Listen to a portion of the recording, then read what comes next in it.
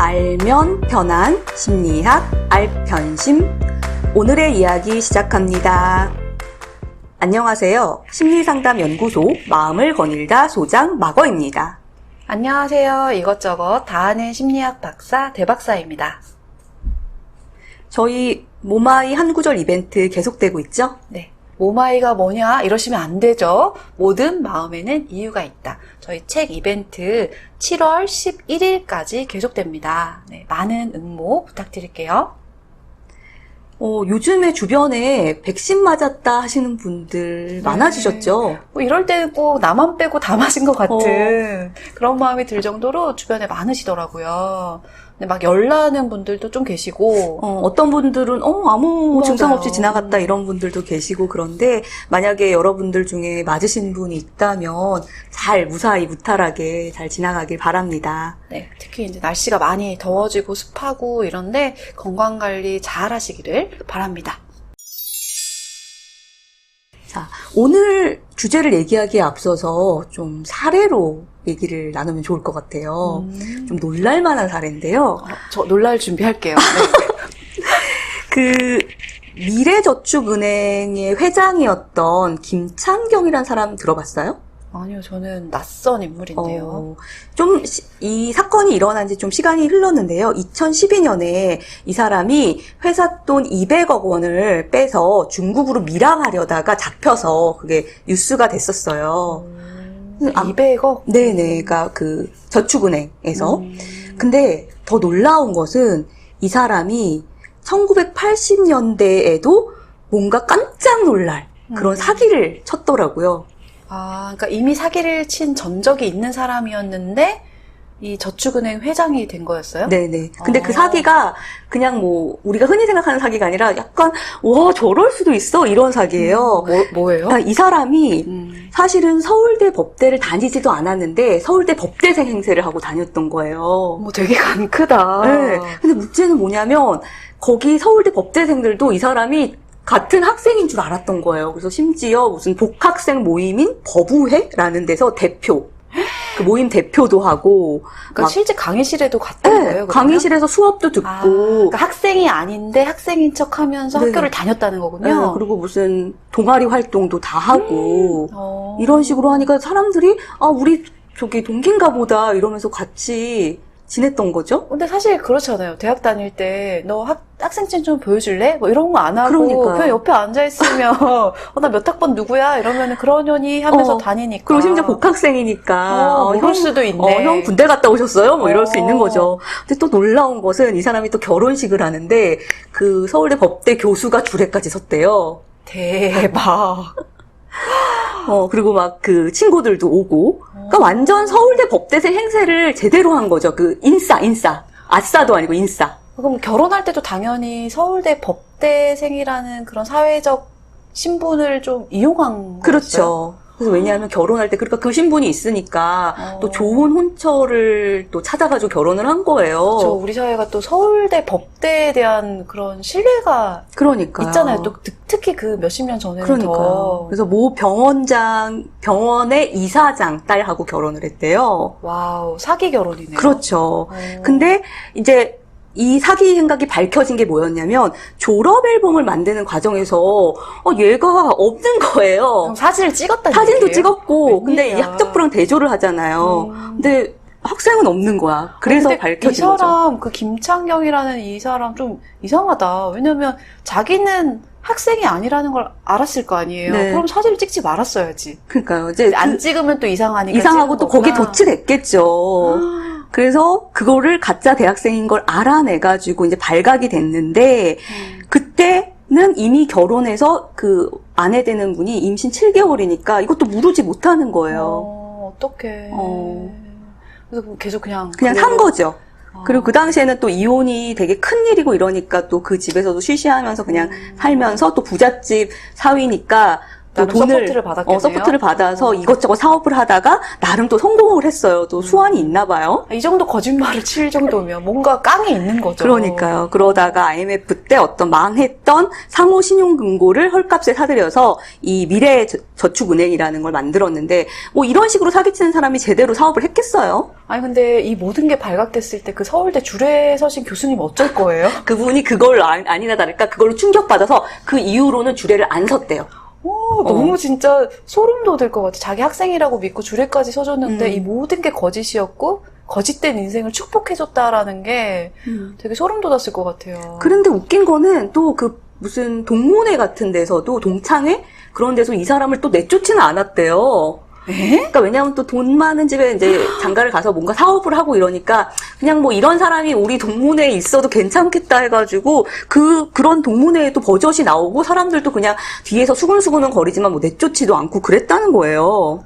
그러니까 이 사람 입장에서는 뭐 거짓말에 대가랄 게 없었네요. 그렇죠. 오히려 이 거짓말 하나로 돈도 벌고 결혼도 하고 동문회도 생기고 그러니까요. 그런 거네요. 근데 앞서 말했던 것처럼 이런 식의 마인드를 가진 사람이니까 뭐 사업도 굉장히 사기 같은 거를 해서 했겠죠. 그래서 고객들한테 부실 대출도 하고 자기도 횡령하고 이러다가 이제 말아먹은 거예요. 그래가지고 이 회사 돈 200억 원을 빼가지고 막 중국으로 몰래 그 배 타고 밀항하려다가 체포가 됐거든요. 그래서 이 전말이 이제 다 드러났는데 참 이걸 듣고서는 어떻게 사람이 이렇게까지 거짓말을 할 수 있지? 그러니까요. 그리고 어떻게 이렇게 속지?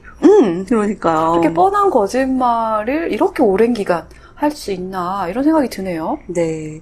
근데 이런 사람들이 거짓말을 해서 결국은 이렇게 또 사기로 연결이 되잖아요. 근데 최근에 제가 무슨 본 기사에서 대한민국은 사기공화국이다. 이런 기사를 본 적이 있어요. 뭐 증빙할 만한 자료가 있었나요? 근데 생각해봤을 때 세계적으로 가장 높은 비율을 차지하는 범죄 항목이 뭐인 것 같으세요? 전 세계적으로요? 네. 아마도 도둑질 이런 거 아닐까요? 그쵸. 좀도둑, 절도. 쉽지, 그런 그쵸. 게. 그런데 대한민국에서 가장 높은 비율을 차지하는 범죄 항목은 사기라는 거예요. 절도가 아니라. 그래서 사기 공화국입니다. 네. 아니, 절도보다 사기가 많다고요? 네. 그래서 대검찰청에서도 2018년 범죄 현황을 발표를 했는데 그 2015년을 기점으로 해서 이 이후에는 절도보다 사기가 그 범죄 항목을 앞질렀다는 거예요. 그래서 1위가 됐다는 거죠. 그러니까 실제로 내가 노력해서 훔치는 것보다 그냥 말로 막 이렇게 해가지고. 아니, 근데 또 사기도 노력이 필요하긴 하더라고요. 그렇구나.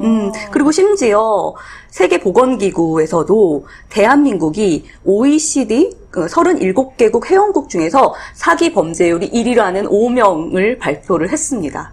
이야, 그러니까 사기가 기본적으로 베이스에는 거짓말을 깔고 있잖아요. 그렇죠. 그래서 이 김창경 씨 사례를 소개하신 거군요. 네.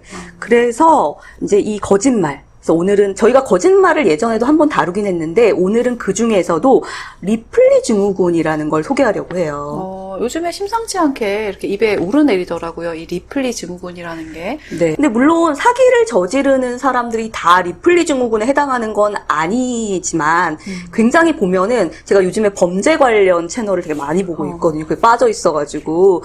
근데 그런 걸 보면은 관련되는 경우가 종종 있더라고요. 그러니까 약간 사기꾼의 심리 이런 건가요, 오늘? 뭐 그렇죠. 그래서 리플리 증후군을 우리가 주로 요즘 많이 얘기하고 있는데 과연 이 리플리 증후군이 뭔지 조금 제대로 살펴보고 궁금하잖아요. 도대체 어떻게 하면 저렇게 되는 거야? 이런 것들을 알아보는 그런 시간으로 삼으면 좋을 것 같아요. 네. 그럼 리플리 증후군의 정의부터 우리 한번 살펴봐야겠죠? 네. 리플리 증후군은 기본적으로 자신의 현실을 부정하면서 마음속으로 꿈꾸는 허구의 세계를 진실이라 믿고 거짓된 말과 행동을 반복하게 되는 반사회적 성격장애를 뜻하는 용어다라고 되어 있더라고요. 네. 근데 이 리플리 증후군은 사실은 엄격히 말하면 정신적 장애는 아니에요. 그러니까 증후군이라고 하면 우리 되게 질병 같은데 네. 뭐 DSM이나 이런 데는 안 나와 있다는 의미이신 그렇죠. 거죠? 그래서 엄밀히 말하면 질병으로 분류된 건 아니다. 일종의 그 신조어 같은 개념인데요. 이게 그 미국 소설가인 패트리샤 하이스미스라는 소설가가 쓴 소설에서 나왔다고 합니다. 그 소설 제목이 재능 있는 리플리시라는 건데요. 아, 이름이에요? 네네. 그 주인공 이름에서 따온 거예요. 이 주인공 리플리는 원래 호텔 종업원으로 일을 했는데, 뭐 어떻게 하다가 재벌가의 아들에게 접근을 하게 돼요. 근데 그 재벌가의 아들이 이름이 디키인데, 이 디키의 삶이 너무나 멋있어 보였던 거죠. 그래서 저렇게 살고 싶다라는 열망이 생기고, 왜 나는 저렇게 못 살아? 뭐 이런 마음을 가졌겠죠? 그러다가 친구로 지내요. 그 디키 옆에서 있다가. 그러다 걔를 죽이고, 그 디키의 신분으로 살아가요. 그러다 보니까 거짓말을 계속 일삼았겠죠. 그래서 그 주인공의 이름을 따서 리플리 증후군이라는 신조어가 생겼다고 합니다. 아, 그러니까 아까 왜 그 리플리 증후군의 정의에서 허구의 세상을 진실이라고 믿고 계속 거짓말을 하는 반사회적인 성격 장애다라는 표현이 있었는데, 자기가 원하는 어떤 삶을 가지기 위해서 누군가를 죽이거나 해치거나, 또 거짓말이라는 게 본질적으로 남에게 자꾸 상처를 주는 일이잖아요. 네. 남을 무시하는 일인데 그걸 계속 일삼는다는 측면에서 약간 반사회성의 느낌이 나기는 하네요. 네. 여러분들 기억하실지 모르겠는데 저는 그 영화 기억나거든요. 1990년대 말에 개봉했던 리플리라는 영화가 있었어요. 그게 요 소설을 기반으로 한 거거든요. 아, 그 그렇군요. 맷 데이먼하고 귀네스 펠트로랑 주드 로가 주연했거든요. 어렴풋한 기억 속에는 있어요. 아유, 알면서 왜 또 모르는 척해요. 나 너무 어렸어 그때. 아이. 근데 뭐 조금 더 나이 드신 분들은 태양은 가득히라는 영화로 기억하시더라고요. 그 유명한 배우 있잖아요. 알랭 들롱. 너무 전설 속의 인물 아닌가? 그러니까요. 그래서 어르신들은 그 영화로 기억을 하시는데, 어쨌든 이 리플리 증후군이라는 게 굉장히 뭐 화제가 되고, 또 그러다 보니까 여러 작품으로 만들어졌던 거죠. 그리고 우리나라 드라마에서 미스 리플리인가? 그 이다혜 주연으로 한 그 드라마도 요 소재를 가지고 만들었다고 해요. 네. 그러니까 이 리플리 증후군이라는 말은 한 번씩은 다 들어보셨을 것 같고, 이게 거짓말하는 사람이다라는 거는 다 알고 계실 것 같기는 해요. 근데 아까 마고님이 이게 정식 진단 명칭이 아니라고 했잖아요. 네. 근데 이렇게 영화도 많이 있고 우리가 다 알고 있을 만큼 거짓말을 일삼는 사람들은 되게 병적으로 거짓말하는 사람들이 분명히 있잖아요. 네. 근데 진단 명칭이 아예 없나요?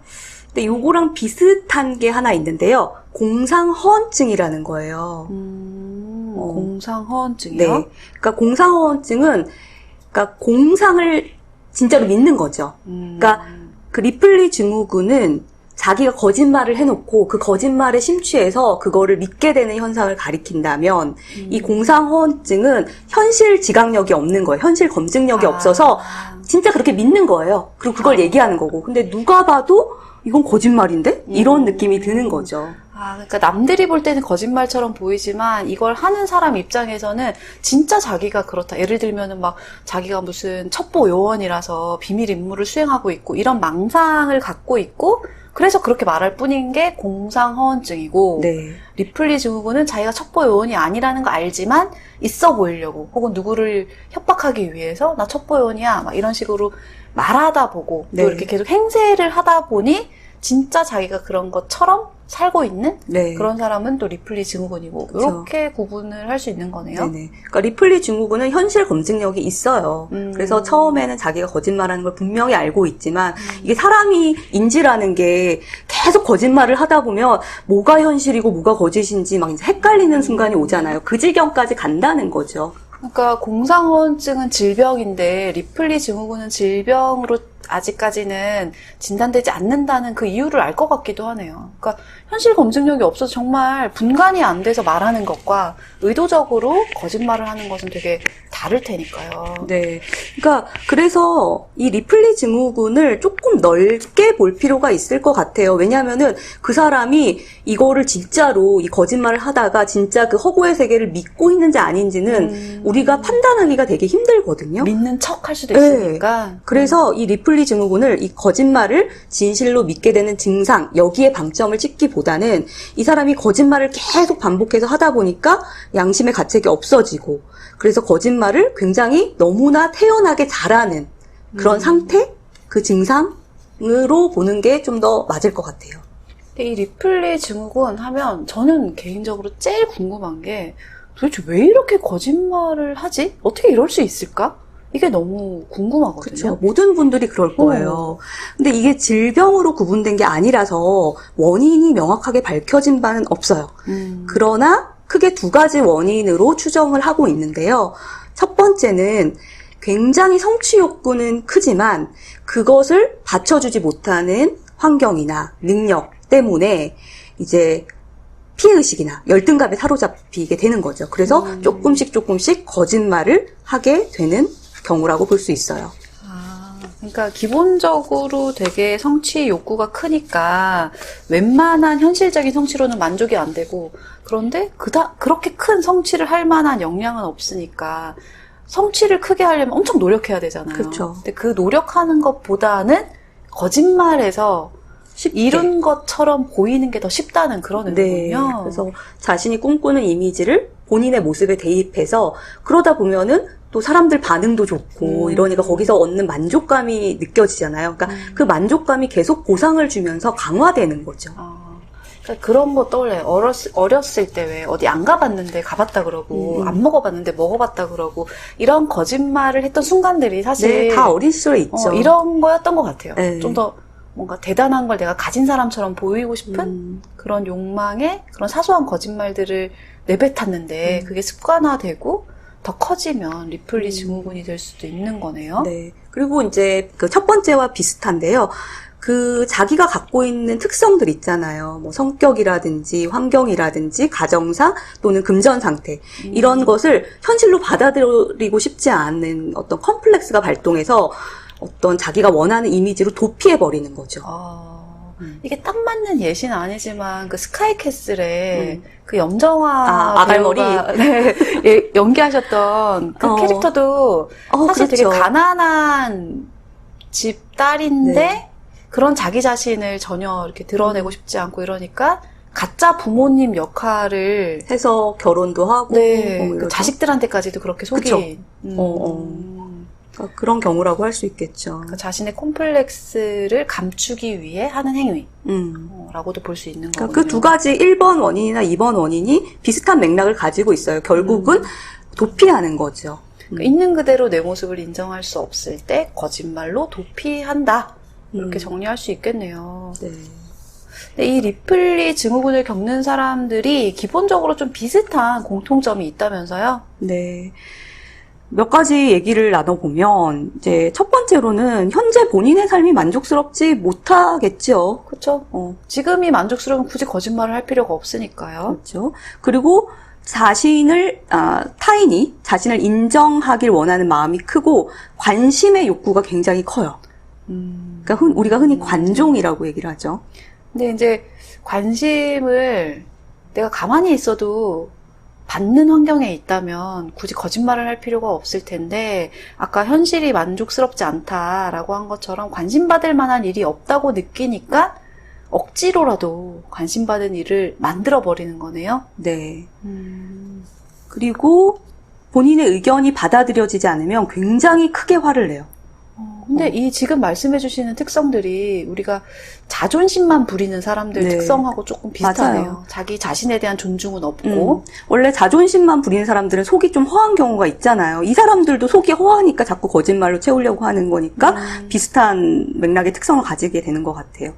그리고 뭐 이건 너무나 당연한데 거짓말을 뱉을 때 일말의 죄책감조차 느끼지 않는다. 그래서 아까 반사회적 특성이 언급된 것이기도 하고요. 그리고 성공한 사람의 삶을 따라가는 거를 너무나 열망해요. 그럼 열심히 노력하면 될 텐데. 근데 그 노력하기가 힘들고 또는 어렵다고 생각을 하고 이러다 보니까 그냥 쉬운 길을 택하는 거죠. 그리고 처음에는 이게 될까 해서 했는데 은근 먹혀. 그러니까 더더더더 거짓말을 키워나가게 되는 거죠. 그리고 이런 분들 보면은 좀 다른 사람들 앞에서 망신을 당했다거나 부끄러웠던 경험이 있는 경우? 맞아요. 그러니까 예를 들면은 뭐 내 옷이 명품이 아니라서 내 차가 뭐 그런 게 아니라서 그런 좀 부끄러운? 그러니까 실제로 면박을 줬는지는 모르겠지만 스스로는 수치심을 느꼈던 그런 경험들이 있어서 더 그걸 보상하려는 심리? 맞아요. 네, 그런 게 있는 경우가 많더라고요.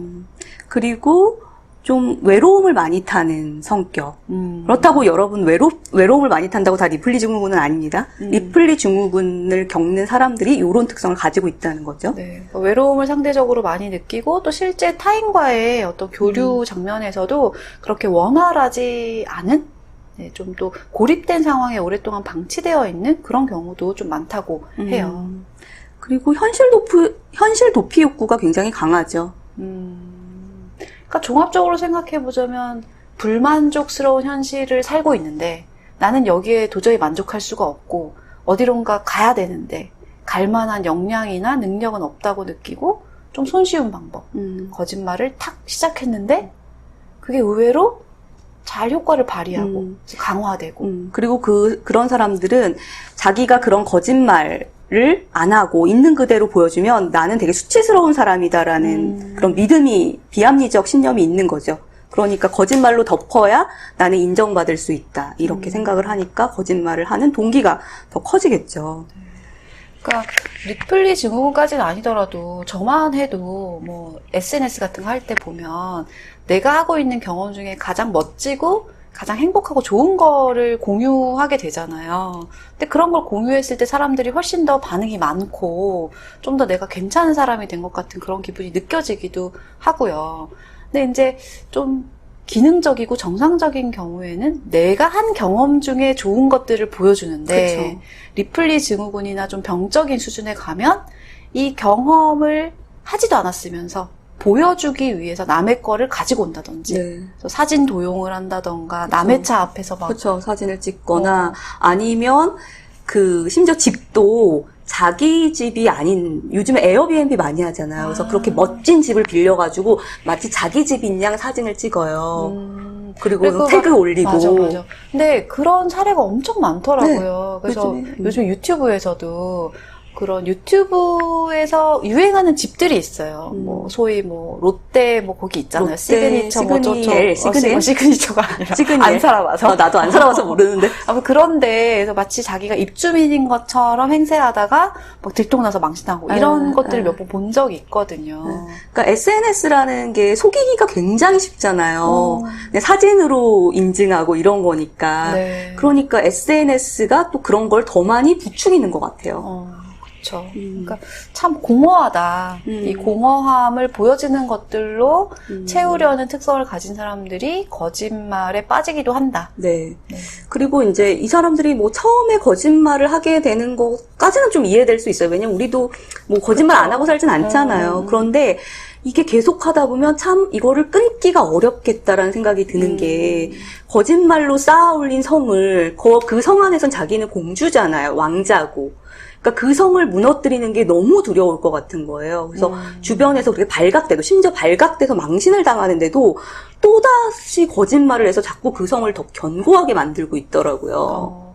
그리고 인간은 놀랍도록 적응적이고 자기 자신을 변호할 수 있는 존재잖아요. 네. 그래서 뭐 예를 들면 내가 하버드 나온 사람이야 라는 거짓말을 쳤다고 합시다. 근데 보통 보면 이 거짓말이 처음부터 대놓고 치진 않아요. 뭐 예를 들어 누가 막 하버드 나온 사람들은 좀 다르더라 뭐 이런 식으로 막 대화가 있을 때 내가 좀 그렇긴 하지 이런 식으로 그러니까 대놓고 거짓말은 아니고 미묘하게 그쵸, 인정하는 듯한 네. 그런 걸 해서 하버드 나온 사람이 돼버리는 거죠. 그래서 주변에서 이렇게 하는 거죠.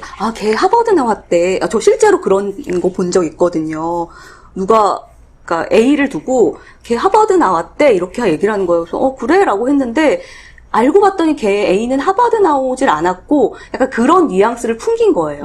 그러니까 이제 주변에서 그걸 보고 쟤 하버드 나왔다며 이러면서 이렇게 옮긴 거죠. 자기는 적극적으로 부인하지 않고. 근데 이런 식으로 거짓말이 시작됐는데 다 그렇게 믿고 있을 때 그냥 진실을 말하기보다는 그냥 그런 행세를 해버리면 좀 더 대우받기도 하고 막 이런 거예요. 근데 하버드 가는 게 얼마나 어렵겠어요? 그것보다는 거짓말하고 그냥 괜찮은 척하고 이러는 게 좀 더 쉬웠겠죠. 네. 그러다가 하버드에서 여는 뭐 공개 강의라도 하나 들었다고 쳐봐요. 그러면 내가 하버드 나온 사람이랑 다를 게 뭐야? 그치. 내가 가진 능력과 지식에서 쟤네들보다 내가 못할 게 뭐야? 이러면서 아마 자기를 엄청 합리화하고 이런 거짓말을 정당화하는 그런 절차를 따르겠죠. 네, 아주 전형적입니다. 네. 그래서 이런 사례가 실제로 있었어요. 저희가 괜히 하버드 얘기를 한 게 아니죠. 네, 여러분들도 기억하실 텐데, 하버드대랑 스탠퍼드대를 동시 합격한 천재 소녀가 있다라고 언론에 나왔었죠. 맞아요. 뉴스에서 저 봤던 기억이 네. 나요. 그래서 그 뉴스가 대서특필돼서 정말 사람들이 너무 멋있다, 훌륭하다 이러고, 심지어 그 학생이 페이스북 CEO 마크 주커버거가 자기한테 연락을 해왔다. 그래서 뭐 페이스북을 방문해달라 뭐 이런 식으로 뭐 했다, 이런 얘기도 이제 올리고.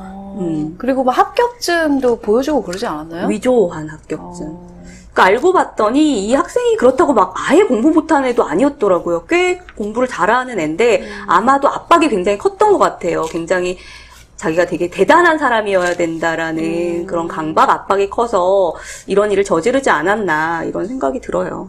또 그 마음을 생각하면 좀 안쓰럽기는 안쓰럽죠. 해요. 이 사회가 잘못한 부분도 있죠. 음. 그런 성취만을 부추기고 또 그러니까 사실 하버드를 가고 스탠퍼드를 가야 인정하는 건 아니었을 텐데 그래야만 할 것 같은 압박이 얼마나 컸으면 막 문서 위조까지 해가면서 거짓의 세계를 살아갔을까. 그리고 한 걸음 떨어져서 생각해보면 그 둘을 동시에 합격할 수는 있지만 그 학교에서 너는 천재니까 우리 둘 다 학교에 동시에 다닐 수 있어라고 하는 게 말이 안 되잖아요. 근데 그거의 관점이 딱 갇히게 되면은 상식 수준을 가늠할 수 있는 능력이 확 현저히 떨어지게 되는 거죠. 근데 그 거짓말을 전 국민이 믿었다는 거잖아요. 그것도 웃겨. 그러니까 우리 국민들이 얼마나 그런 뛰어난 성취에 대한 열망? 이런 게 있었으면 아니 이 대학도 다니고 저 대학도 다니고 뭐 그때 당시 뭐 2학년까지는 어딜 다니고 막 이런 게 있었는데 근데 그 학교들이 바보도 아니고. 네. 근데 우리 그때 당시 우리 다 믿었다는 거죠. 지금 우리는 바보도 아니고 하지만 그때 저도 믿었었거든요. 그러니까 저도 믿었어요. 그래서 충격받고 그랬거든요. 그러니까 이런 거짓말을 왜 계속하는가 생각해보면 우리 사회의 단면을 보여주는 거죠. 네. 어떤 학력, 그 다음에 학벌, 뭐 스펙, 그러니까 뭐 어떤 회사를 다니는지, 그리고 돈이 얼마나 있는지, 이런 것들로 사람을 평가하는 사회다 보니까 그게 이런 사람들의 행동을 더 부추기는 것 같아요. 그리고 어떻게 보면 그건 속이기가 되게 쉽거든요. 예를 들면 제가 제 안에 어떤 생각을 갖고 있고 어떤 열정을 품고 있고 내가 얼마나 지적이고 소양이 있는 사람이냐를 보여주는 건 금방 들통날 수 있지만 어떤 학교를 나왔고 어느 회사를 다니고 이런 건 문서 하나로도 사실 위조하려면 위조하는 그런 부분이기도 하잖아요. 그러니까 우리가 너무 겉모습 보여주는 것에 심취해 있다 이런 생각이 들긴 하네요. 그리고 또 유명한 사건이 있었죠. 신정아 사건. 맞아요. 전 나라를 들썩이게 했던. 저도 이번에 리플리 증후군 이거 준비하면서 다시 신정아 사건을 봤는데 지금 봐도 기가 막히더라고요. 그래서 학력 위조뿐만 아니라 그래서 대학 교수도 되고 무슨 엄청 중요한 직책들도 맡고 비엔날레 그 단장 뭐 이런 것도 하고 세계적으로도 주목을 받는 그런 사건이긴 했죠. 그죠. 심지어 다른 어떤 언론에도 맞아요. 나왔었죠. 네. 근데 워낙에 우리나라가 취업, 스펙 이런 걸 강조하다 보니까 이것과 관련된 거짓말이 또 특히 많은 것 같아요. 네. 저는 이 사례를 보면서 어떻게 이런 거짓말을 했지 싶은 게 자기가 취업하지도 않은 대기업, 삼성이라고 얘기하죠. 삼성이에요. 삼성에 특채가 됐다. 졸업하기도 전에 특채가 됐다. 근데 나는 원래 고등학교 때 공고에서 꼴찌를 했던 사람이다. 근데 그 역경을 딛고 이렇게 열정 하나만으로 이런 성과를 이뤄냈다 하면서 책까지 쓰고 대학생 멘토로 활동하고. 책을 썼어요? 네. 어머나 세상에. 그런데 이거 들통나죠. 그래서 그 삼성에서 너 알아보니까 너 우리 회사 다니지도 않던데 이러면서 출판사에 고소를 했어요. 아, 출판사를? 출판사를 왜 이렇게 거짓 경력을 가지고 책을 내냐. 그래서 책을 전부 회수하고 절판시켰고요. 근데 이런 사례가 몇몇 있었던 것 같아요. 최근에도 왜 청년 투자가 모르겠어. 자기가 주식 투자해가지고 엄청 수익을 많이 올린 것처럼 말해서 청년들의 희망인 것처럼 막 이렇게 했는데 알고 보니 그 정도 수익은 아니었고 다 거짓이었고 이런 사건들도 꽤 있었던 것 같아요. 네.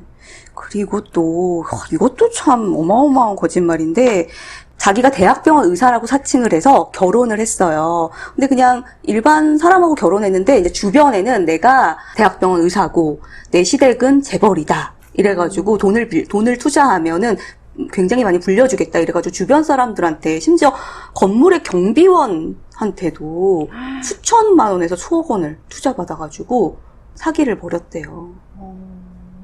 근데 지금 생각해보면 이런 거 속이기 좀 쉬울 것 같긴 해요. 예를 들면 제가 그냥 나 어디 병원에서 일해 이러면 주변에서 어디 증거를 대봐 이러지 않잖아요. 그러니까 많은 사람들은 좀 다른 사람이 거짓말할 거라고 생각하면서 살지 않기 때문에 내가 뭐야 라고 하면 그냥 믿지. 그렇죠. 그리고 이 사람은 이제 그런 걸 도용했겠죠. 그렇죠. 이 의사 신분증 있잖아요. 이렇게 그렇죠. 그리고 뭐 만약에 병원에서 만나, 나 지금 병원 근처인데 너 여기라며 잠깐 만나 이랬을 때 하얀 가운 하나 왜 못 입겠어요. 가운 입고 다녔대요. 심지어. 그러니까 이제 속이려고 하면 아마 끝없이 속일 수 있었을 것 같아요. 그래서 우리가 이렇게 사기 당한 사람 보면 아, 왜 그걸 속았어 이러는데 사기 치려고 하는 사람 못 당해요. 근데 이 리플리 증후군을 굉장히 잘 드러내주는 영화가 하나 있어요. 그 김동명 감독 그리고 김꽃비라는 독립영화에 많이 출연하는 배우가 있거든요. 김꽃비님이 주연한 거짓말이라는 영화예요. 이거 옛날에 그 장선우 감독이 연출한 거짓말하고 다른 겁니다. 아, 그 거짓말 영화가 조금 약간 좀 수위가 19금? 높아요. 수위가 높아요. 그 영화 아니고요. 2015년에 개봉된 독립영화인데요. 여기에 이 주인공이 딱 리플리 증후군을 잘 보여줘요. 그리고 왜 이 사람이 그렇게 됐나도 좀 이해해 볼 수 있어요. 그러니까 저도 얼핏 이 영화 소개하는 프로그램을 본 적이 있는데요. 좀 인상적이었어요. 그러니까 이 여자 주인공이 좀 가정 형편이 어렵고 좀 가족들도 다 자기만 착취하는 듯한 그런 환경에서 살다 보니 이 현실이 너무 퍽퍽한 거죠. 그런데 그렇잖아요. 이 현실을 내가 조금 노력해서 달라질 수 있다는 희망이 있으면 노력을 할 텐데 이건 뭐 아예 희망이 없어 보이니까 그야말로 현실 도피하고 싶은 거죠. 그리고 또 이 여자 주인공이 일하는 데가 또 강남의 무슨 피부과인지 성형외과인지에서 일을 해요. 그러니까 또 돈 많은 사람들을 또 많이 보잖아요.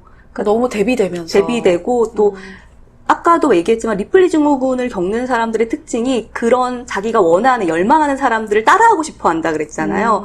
그러니까 그런 모습을 따라하고 싶은 열망이 컸던 거죠. 그러니까 뭐 약간 그 환자의 어떤 소지품을 뺏어가지고 약간 절도 같은 것도 해가지고 마치 자기 거인 양 이렇게 보여준다든지 아니면 그 동료들한테 자기 뭐 남자친구가 그 딜러예요. 자동차 딜러인데 그 뭐 이렇게 자동차 찍은 사진을 보여준다든지 자기 차인 것처럼. 네, 자기 차인 것처럼 뭐 남자친구가 선물해 줬다는 듯이 그리고 그 집도 그 모델하우스 있잖아요.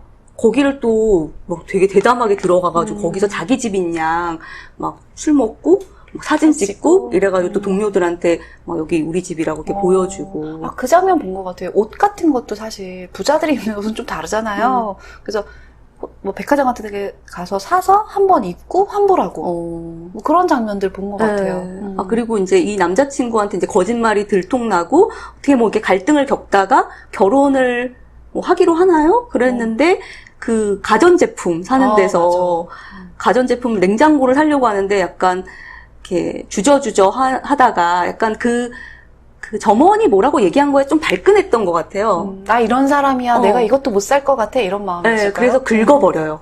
큰 냉장고를. 환불할 생각이었겠죠. 환불하려고 했는데 환불이 어떻게 안 돼. 그리고 집에 이제 들여놓으려고 그러는데 냉장고가 너무 커가지고 낑낑대면서 안 들어가고 막 이런 장면이 나오거든요.